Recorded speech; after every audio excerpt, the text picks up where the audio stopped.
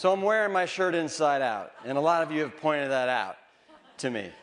And I do this from time to time, and when somebody says it, I say, I know I'm wearing my shirt inside out. I'm doing it on purpose, and I'm doing it to help people turn their health around. And they say, well, how do you do that? And here's the story. So I became a firefighter to help people, to save lives, and to slay dragons.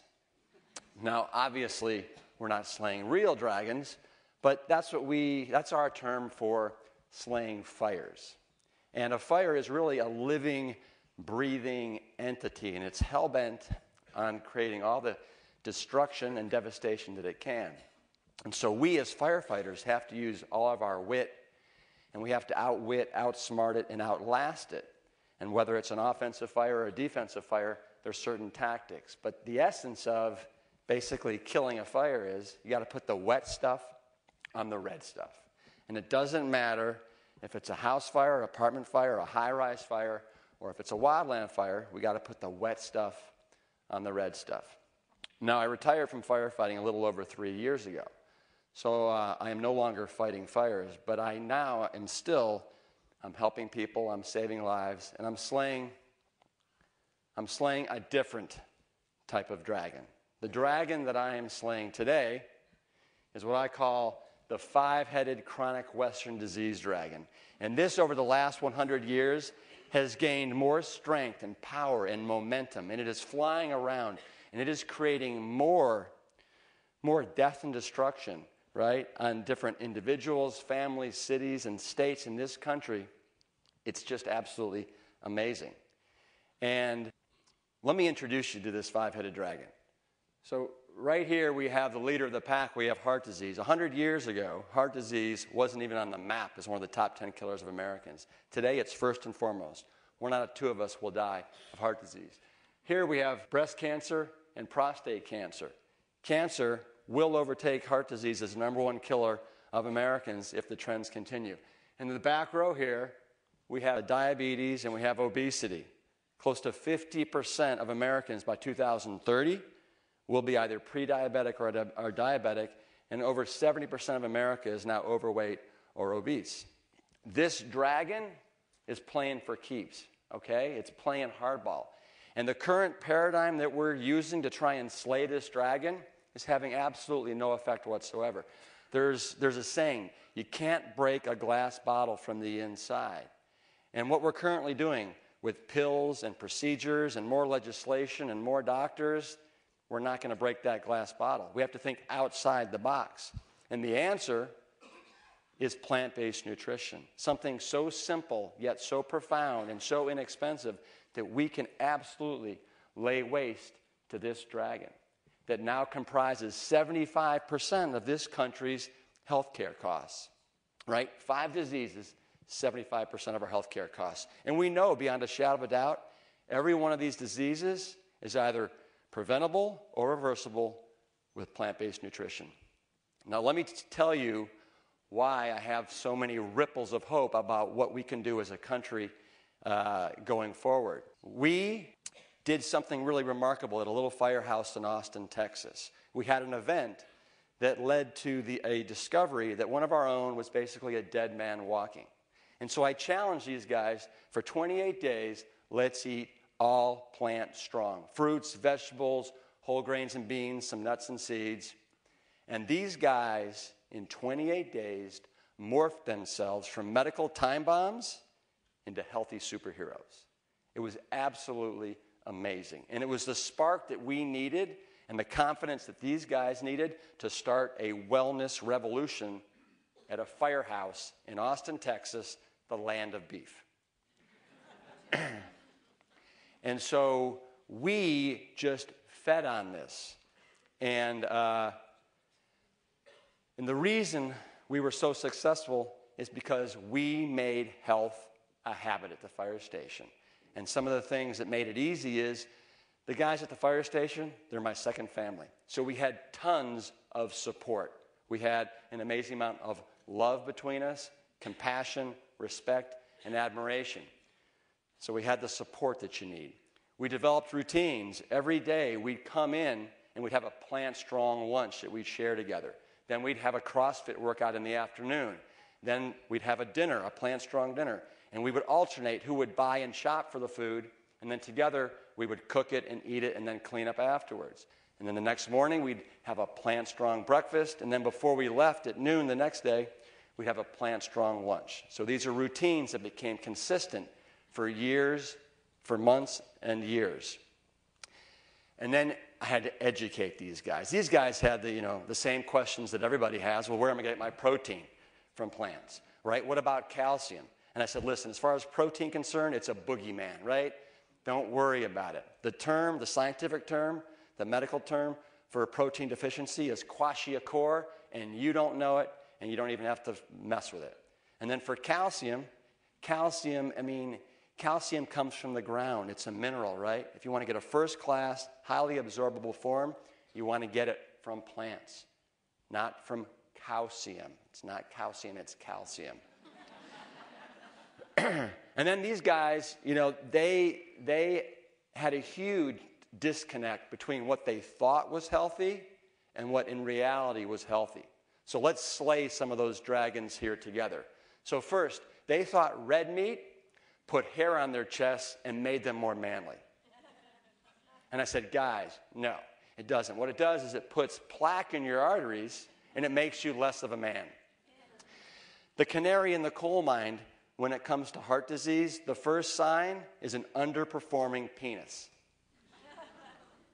And I said, you take a look at the size of the arteries that go up to the brain, to the heart, down into the legs. They're all about 5 millimeters in diameter, about the size of this straw here.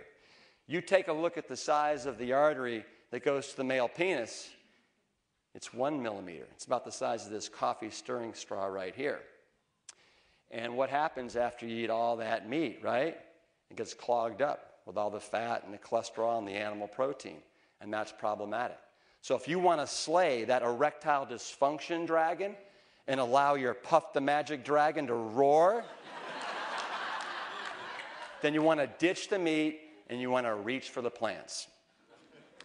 These guys were absolutely convinced that chicken was like the cat's meow when it came to health food.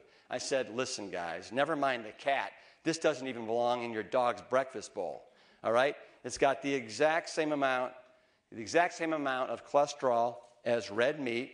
It's got the same amount of problematic animal protein, and the leanest piece of chicken is still 20% saturated fat. You're not going to be slaying any dragons with this guy here. Okay, Rip, fine, but fish is the gold standard when it comes to a healthy meat, right? And I said, no, it's the tin standard, okay?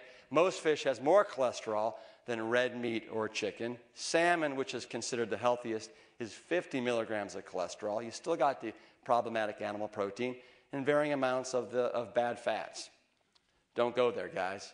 Okay, fine, Rip, but the egg is the perfect food, right? We know it's the perfect food.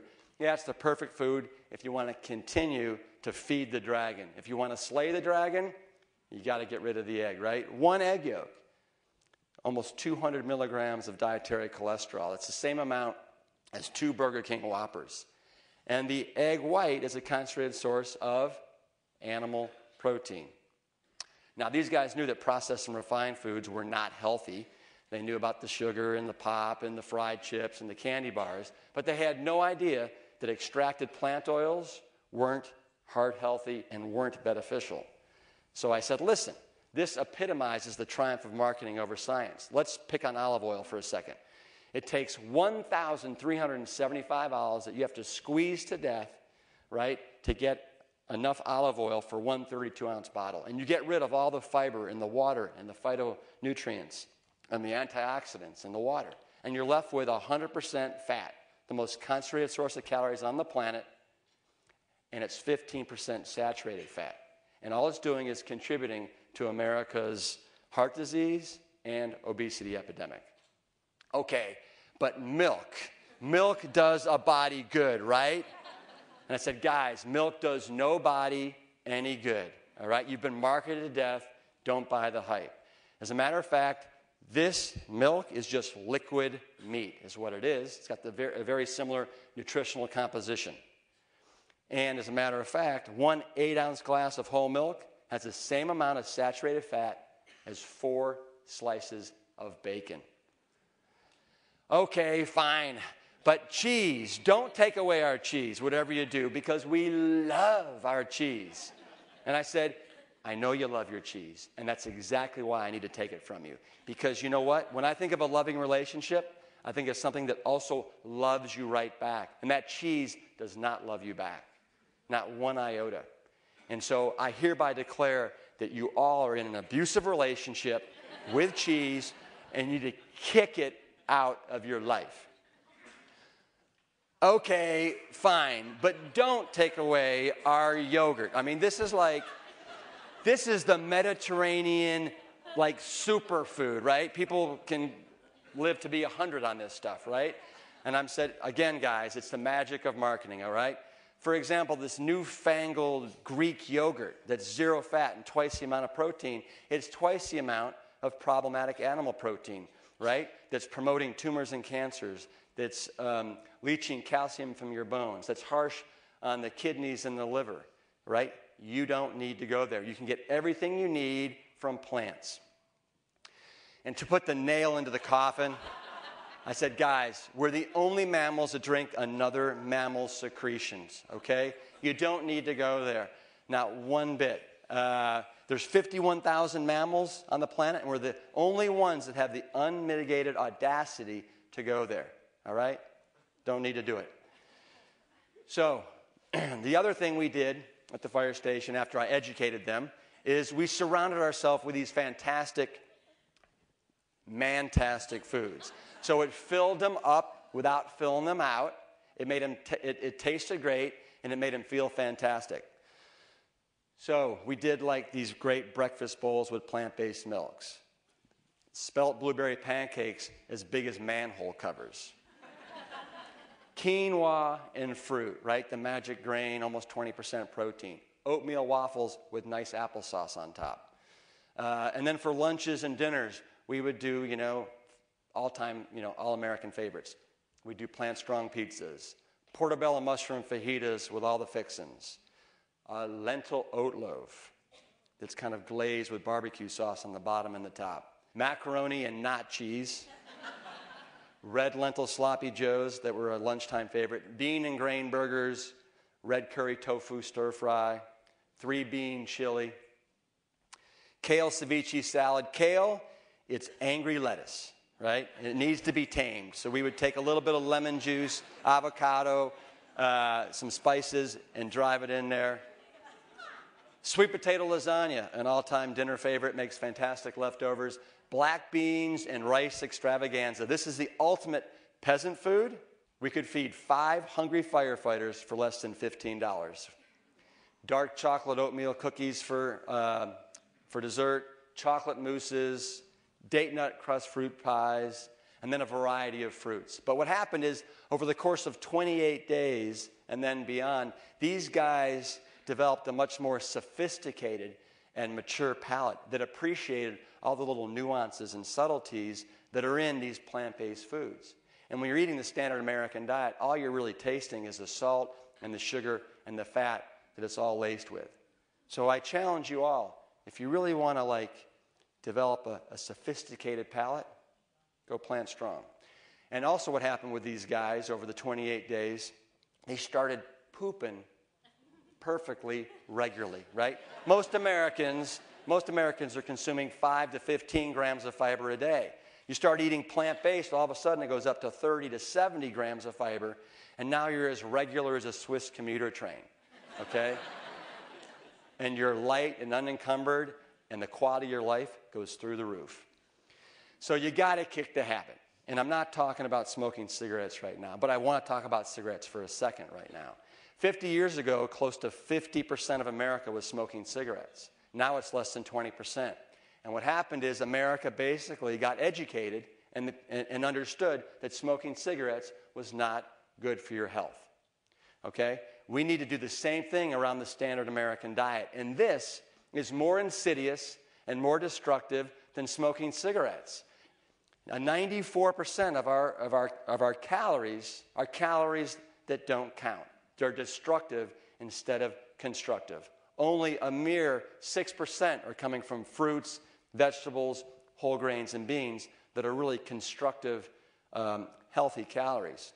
So we need a complete paradigm shift that goes on in this country. And so this is what I want you to do. I want you to make health a habit. Take the 28-day challenge, okay, and change your health destiny. Change your relationship with food. You will forever have a different relationship. Find support. This culture, this society, does not support healthy living or healthy eating right now. So you need to find support at family, at work, online. There's all kinds of communities where you can get support. Develop routines that make this sustainable, whether it's breakfast, every morning the same thing, Monday through Friday, whether it's finding a couple restaurants that you can go to, but find routines. Educate yourself. Read the litany of fantastic books that are out there on this subject, because once you have the knowledge, it's a different ballgame. And then surround yourself with healthy foods. We do not want this to be about willpower, okay? So have a nice, sterile environment at home. And then make food you enjoy. You saw the fantastic pictures that we were eating at the firehouse. This is not about deprivation. This is about empowerment. And if you're a true foodie, you'll want to go towards eating plant-based. 99% of the food on the planet comes from plants. A mere 1% comes from animals and animal byproducts. So, I have so many ripples of hope going forward that this country can turn it around. I know that if a little firehouse in Austin, Texas can do it, any house in America can do this. And I know that the trends are changing. I've seen it with my own eyes over the last 6 years, right? I've seen Forks Over Knives become the #1 viewed and selling documentary in America for the last 2 years. I've seen the fast food president, right, go plant-based. I've seen media moguls like Oprah and Ellen that are now pushing plants. I've seen CEOs like John Mackey and Biz Stone of Twitter and Bill Ford of the Ford Motor Corporation that are going plant-based. I've seen professional athletes like Serena and Venus Williams and the #1 running back in the NFL, Arian Foster, are now plant-based, okay? The time is here. The time is now. Go plant strong. Slay the five-headed dragon in your life, and it all starts with what's at the end of your fork, your spoon, and your knife. Awesome!